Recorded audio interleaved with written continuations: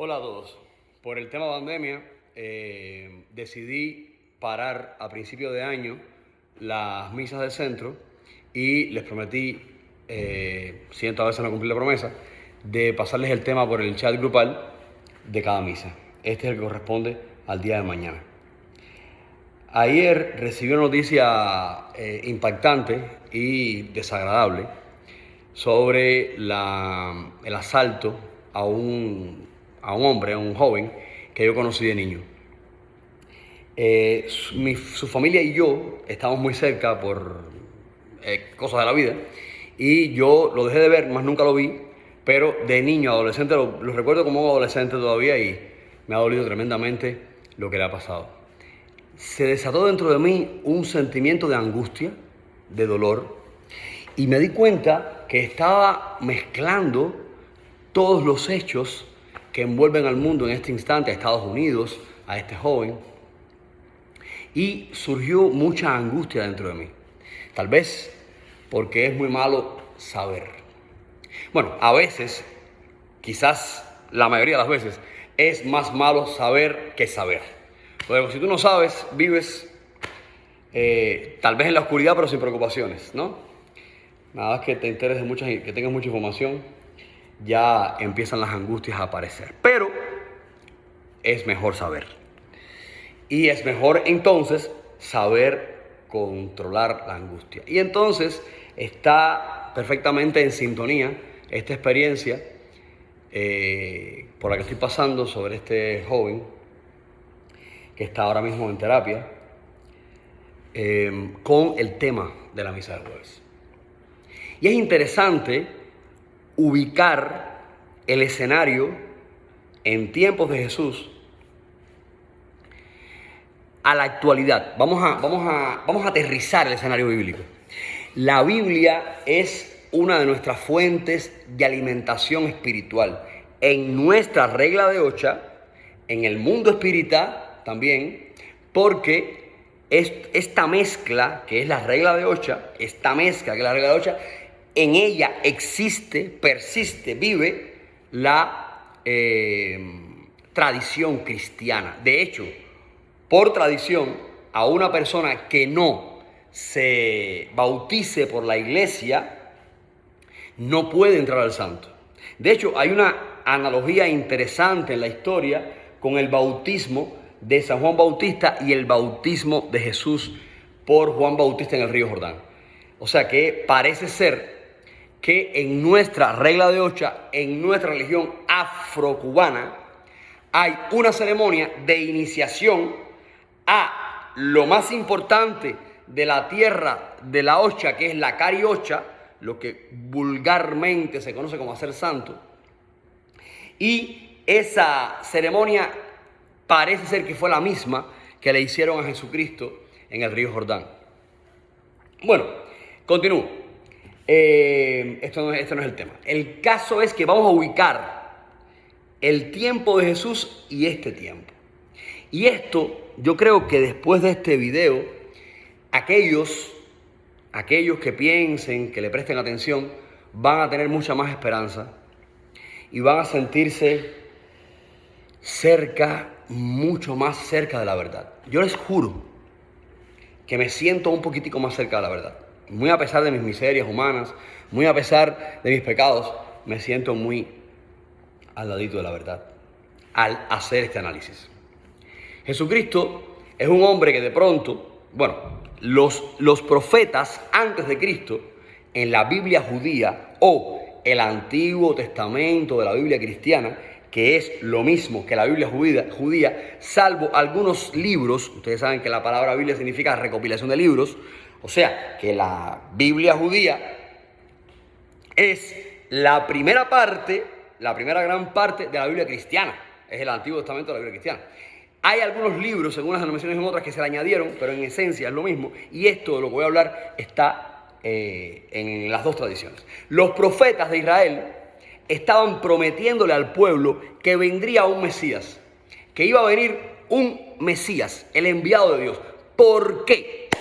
Porque el pueblo llevaba ya cerca de 500 años bajo el yugo de un imperio tras otro. Los egipcios, los babilonios, los persas, los macedonios y así los romanos allá en tiempo de Jesús. Entonces esto era como una vergüenza para este pueblo, ¿verdad? Porque este pueblo decía que ellos tenían la protección del Dios verdadero. Ya desde entonces empezaban los conflictos de si mi Dios es de verdad, tú eres mentira, todo aquello.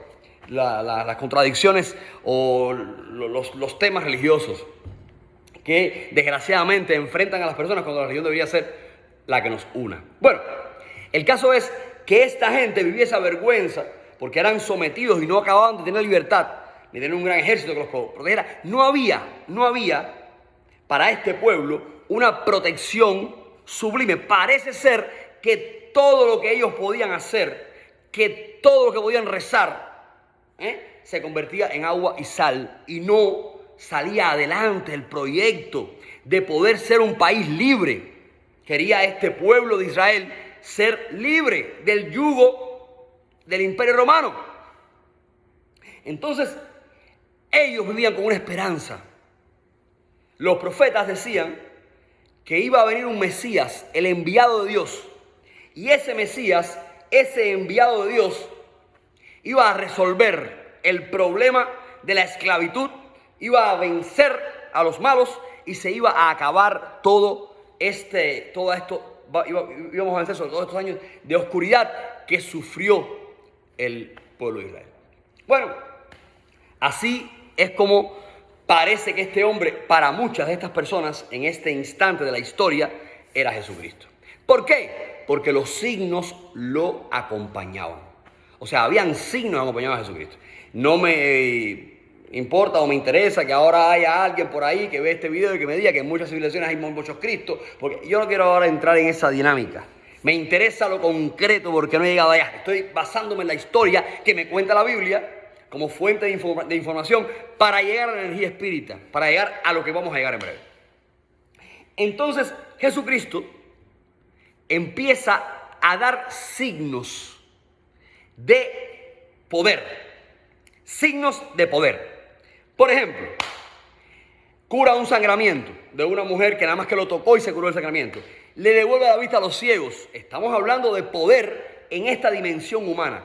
Estamos hablando de poder en este plano donde todos nos movemos y existimos. El plano que nosotros conocemos por nuestros ojos, por nuestros oídos, por nuestros sentidos y por evidentemente nuestra razón. Entonces las personas se quedaban patidifusas porque Jesús curaba a un paralítico.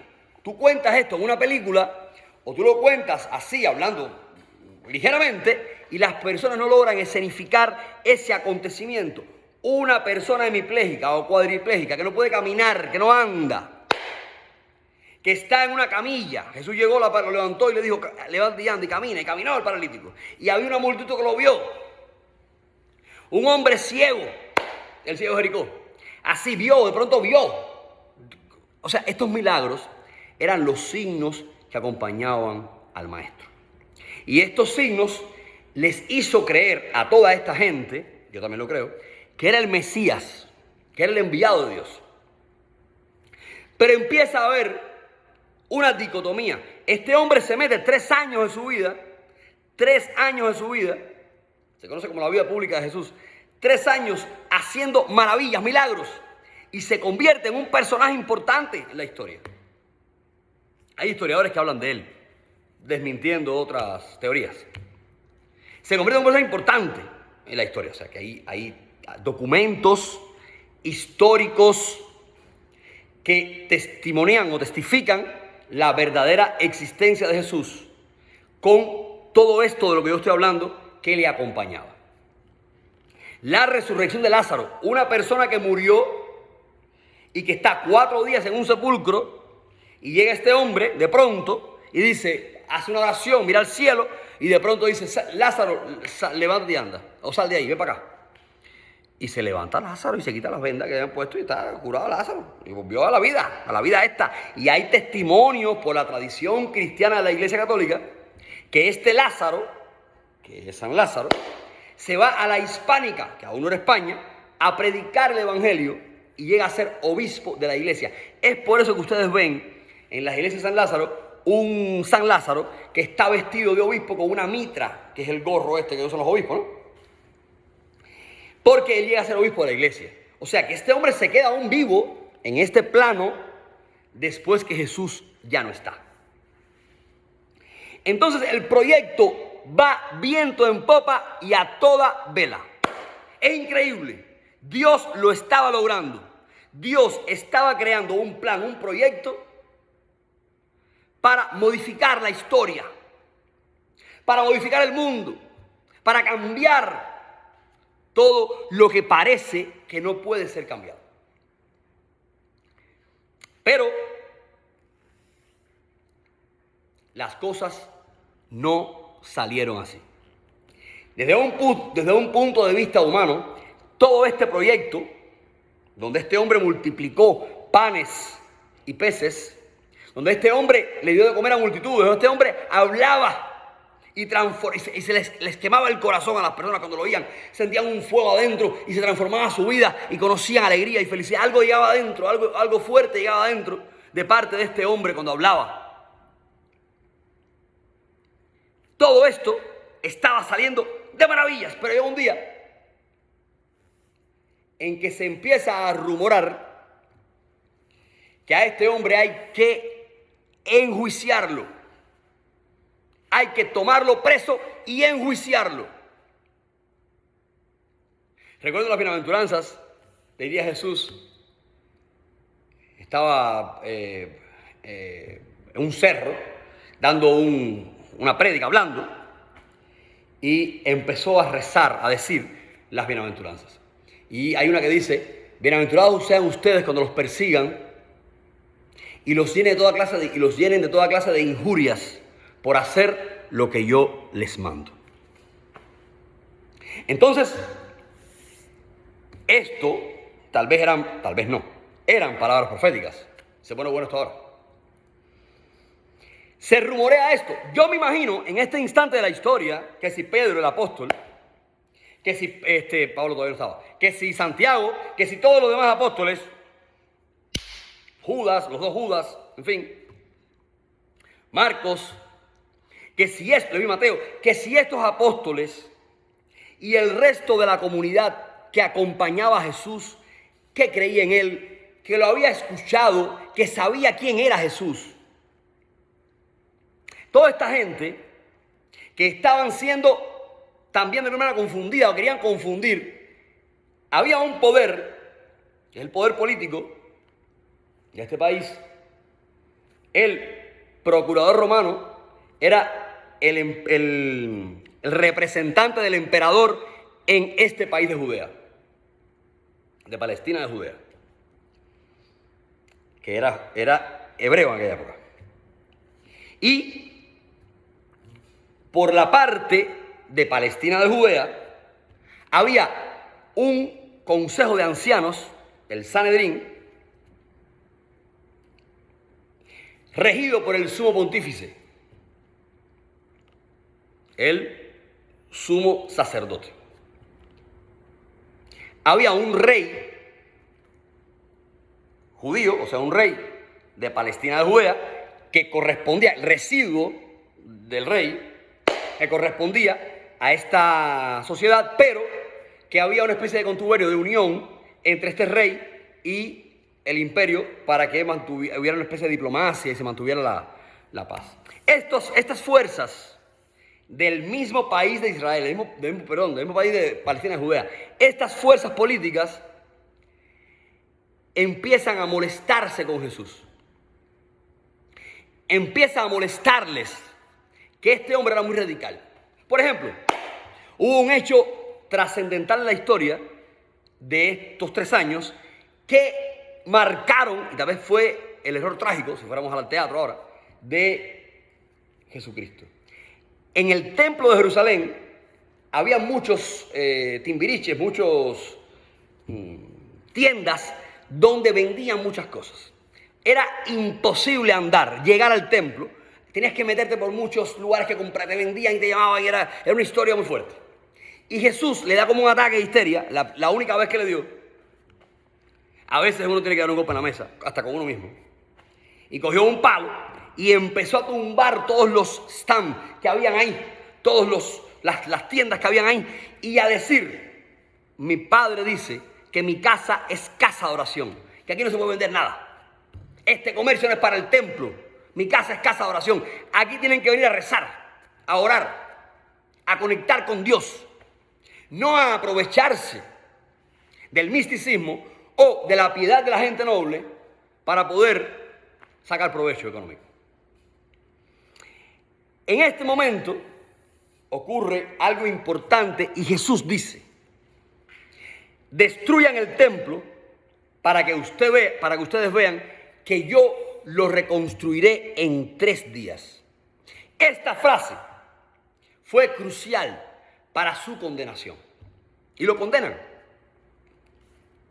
Porque él se proclama rey, importante, y porque él dice que él podía destruir el templo y reconstruirlo en 3 días. Pero hay un fenómeno subyacente.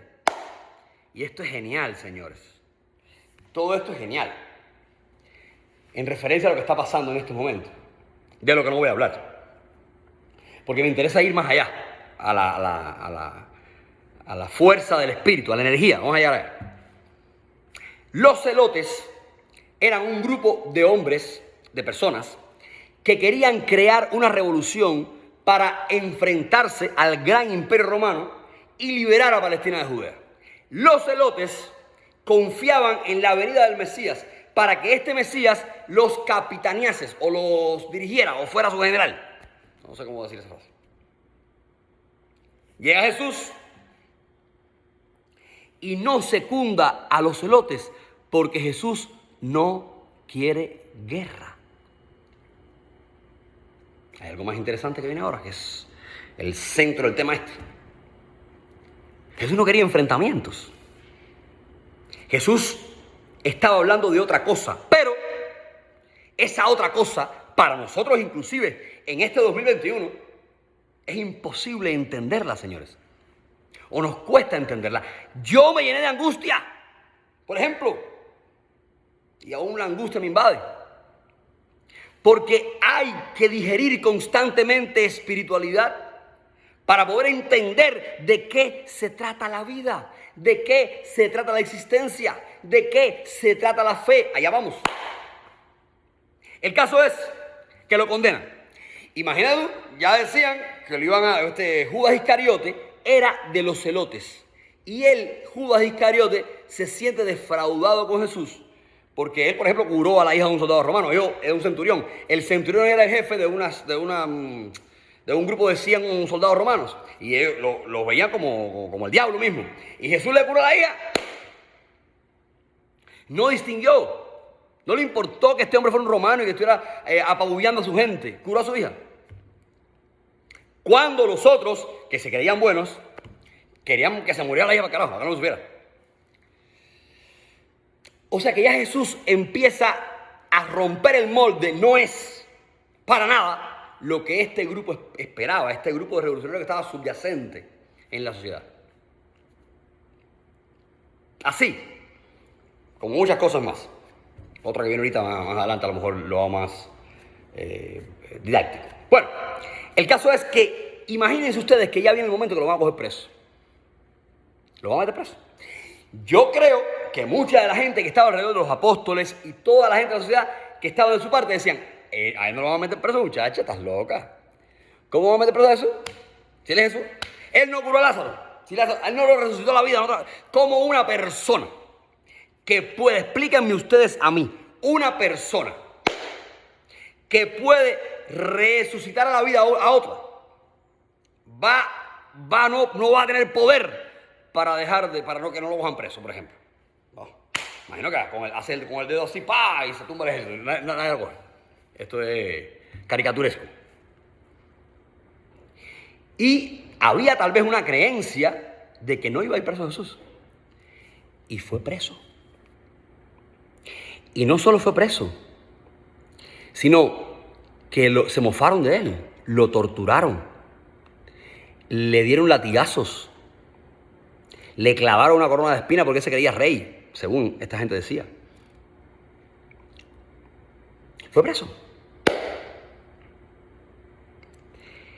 ¿Qué ustedes creen que pasó con aquella sociedad de Palestina, de Judea, cuando veían a su Mesías, a su gente, a su hombre, a esa persona maravillosa que tantas veces le escucharon oír? ¿Qué podía pensar el ciego de Jericó? O aquella mujer de sangramiento, o la hija de Jairo, o el paralítico, o tanta gente, o los 9 leprosos, los 10 leprosos que curó.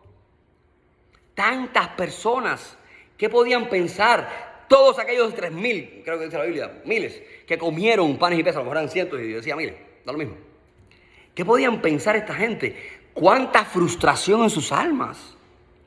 ¿Cuán adolorido ese corazón podía estar? Que iba... ¿Era un farsante Jesús entonces? Todavía había esperanzas.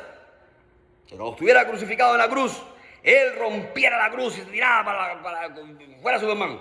Saliera volando y llegara, ¡pah! Y entonces ahí sí acabaría con el César y con todo el mundo y vendría abajo todo lo malo y resurgiría lo bueno, y entonces creemos en Dios porque Dios es grande y maravilloso.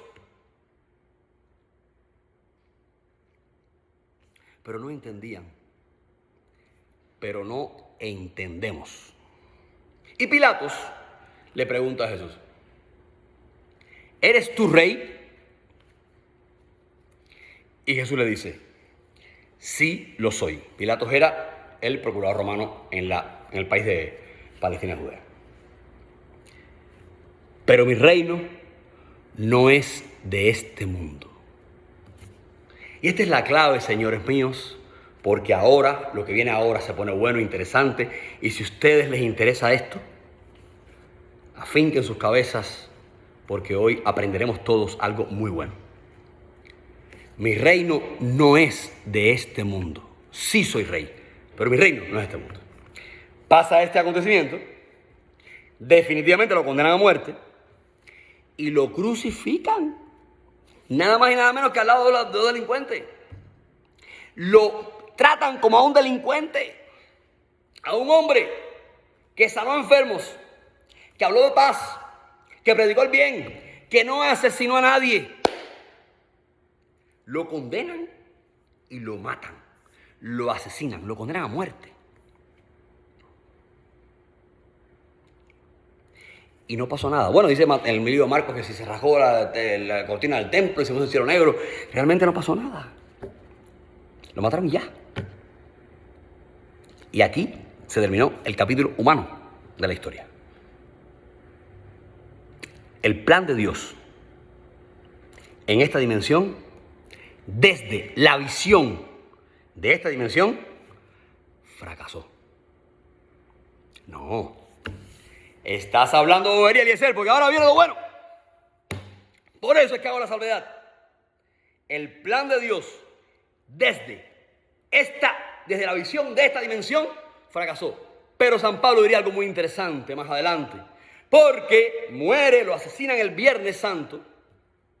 Y ya el domingo por la mañana, cuando María Magdalena va al cementerio a verlo en el sepulcro, no estaba el cuerpo ahí. Jesús se empieza a aparecer a los apóstoles para dar testimonio y prueba de que Él había resucitado. Y diría San Pablo algo interesante en las cartas, creo que en la de los Romanos, no sé. Si Cristo no hubiera resucitado, vana sería nuestra fe. Si Cristo no hubiera resucitado, vana sería nuestra fe. Pero ¿por qué nosotros creemos que Cristo ha resucitado? Por la fe, por la vida espiritual. No lo creemos nosotros por la lógica humana, porque es incomprensible para la razón humana en esta dimensión donde nosotros estamos. Es incomprensible que una persona, después que murió su cuerpo, ese cuerpo, porque él no fue en espíritu, ese cuerpo resucita glorificado de otra manera diferente a la que tenemos nosotros, a nuestro cuerpo. Él resucita a otra vida, a otra dimensión. Cambia de dimensión.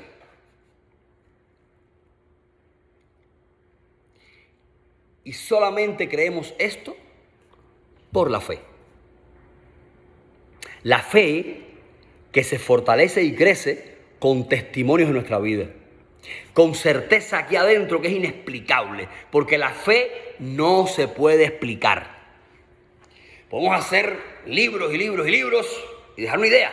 Pero es imposible traducir del todo esa maravilla que se siente gracias a la fe. Y esa fe en la resurrección de Jesús nos llena de esperanzas y nos abre un nuevo camino. Luego, el plan de Dios no puede o no tiene que triunfar necesariamente en esta dimensión. ¿Por qué? Porque Dios nos da libertad. Dios nos hizo libres. Y el regalo más grande que nos dio fue el de la libertad. El gran conflicto de la humanidad, señores, es la libertad. Las personas se sienten atrapadas y por ende están presas de X cosa y eso es un atentado a la libertad. Los grandes conflictos políticos, sociales de la historia han sido por la libertad en todos los órdenes. El don más preciado para mí que Dios nos da, que es el fruto del amor, es la libertad. Es un fruto del amor, también creo. No voy a meterme en esa explicación ahora. Este plan de Dios no necesariamente va a triunfar en esta dimensión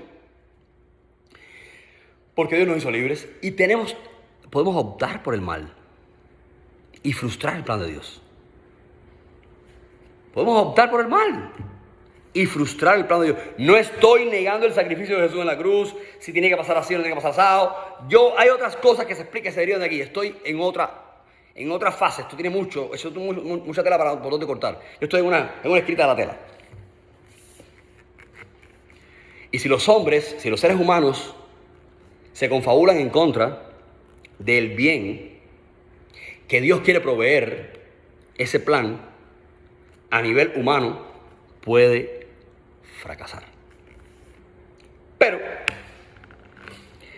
conocemos por la fe, lo estamos oyendo y muchos tenemos experiencias al respecto, que Jesús ha resucitado en otra dimensión, una vida diferente. Porque el proyecto de Dios es la inteligencia suprema. Y desgraciadamente, en esta dimensión de la existencia, todos los seres humanos no tenemos a la misma vez el mismo nivel de comprensión y por ende el mismo nivel de inteligencia a la que a Dios se refiere. Para poder entender, para poder comprender, para poder asimilar esto que estoy hablando y muchas cosas más. Y esta ignorancia, por eso Juan Pablo II, para mí el mejor papa hasta ahora de los últimos tiempos, Juan Pablo II decía que la ignorancia era el peor de todos los males. Esta ignorancia o estas lagunas de ignorancia que habita en nosotros, que nos empuja a la guerra, que nos empuja a no respetar al otro con su criterio, que nos empuja a imponer mi criterio porque yo sé que digo la verdad y tú estás equivocado. Estas lagunas de ignorancia que no nos permiten respetar la diversidad, estas lagunas de ignorancia que nos empujan a romper los tratados de paz, a tal vez comulgar o ser cómplices de asesinatos, estas lagunas de ignorancia no son más que ausencia de Dios. No son más que las provocadoras de que no se cumpla o de que tal vez no pueda realizarse del todo el plan de Dios en este mundo. Estamos en una dimensión inferior. Pero por la fe sabemos que hay algo más allá, que Cristo ha resucitado. Casi termino. Ahora, Dios es tan majestuoso, Dios es tan inmenso, Dios es tan inteligente que existen vías, maneras de energías en este mundo, en esta dimensión nuestra, para poder ayudar a ese progreso en nuestra evolución, en la evolución de nuestra inteligencia, que nos pueden ayudar a poder vencer sobre aquello que parece que no puede ser vencido, porque es incomprensible para algunos. Entonces, Dios nos da energías. Por ejemplo, vamos a acercarnos a la regla de Ocha. El santo, el Kari Ocha. ¿Qué cosa es el santo? Le dicen coloquialmente que es una espiritualidad materializada. ¿Qué quiere decir? Que es una espiritualidad que vive en esta dimensión. O sea, es una espiritualidad que pertenece a otra dimensión, es una espiritualidad que está adelantada, es una espiritualidad que está perteneciendo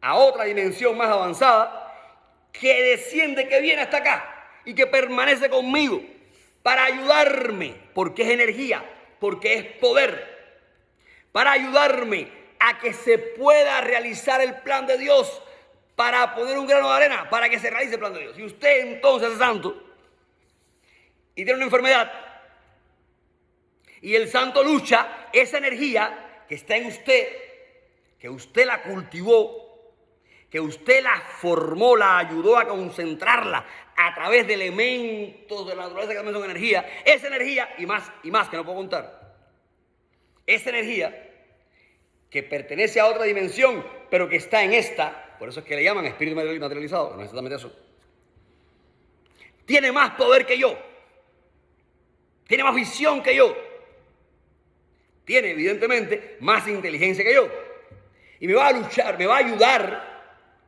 a que se ejecute ese plan de Dios.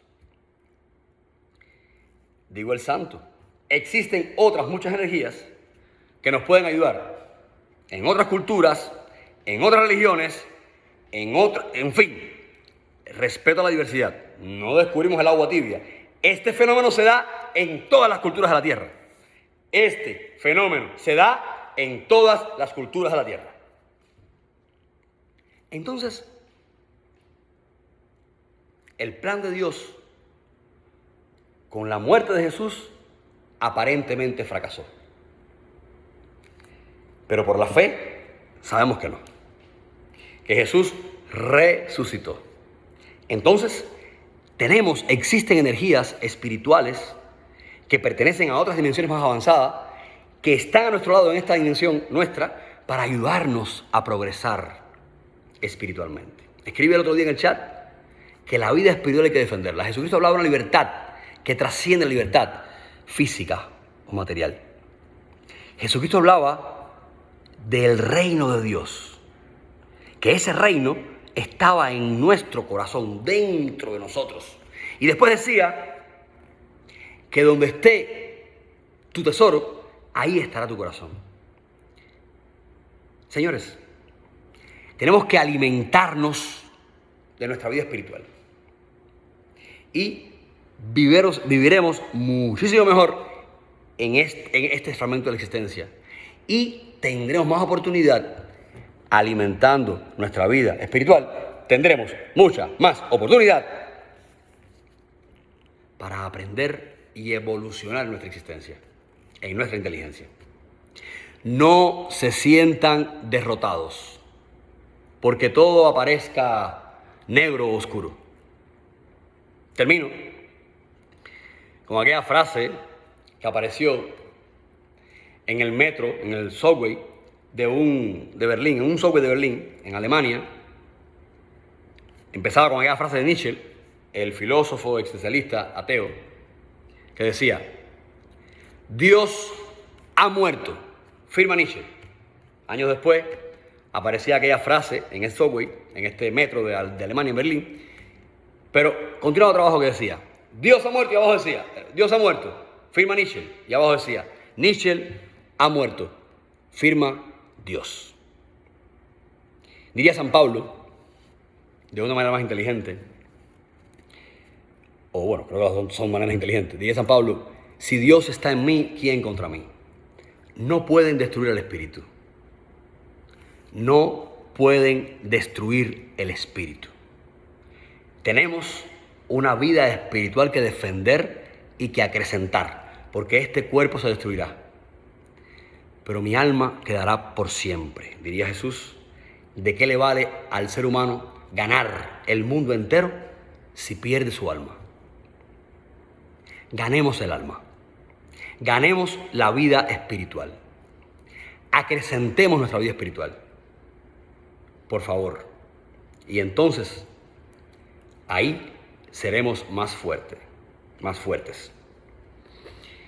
Y nadie ni nada podrá contra nosotros, porque estaremos entonces en el camino definitivo que Dios quiere. Que Dios les bendiga mucho y espero que este enrevesado tema les sea de provecho.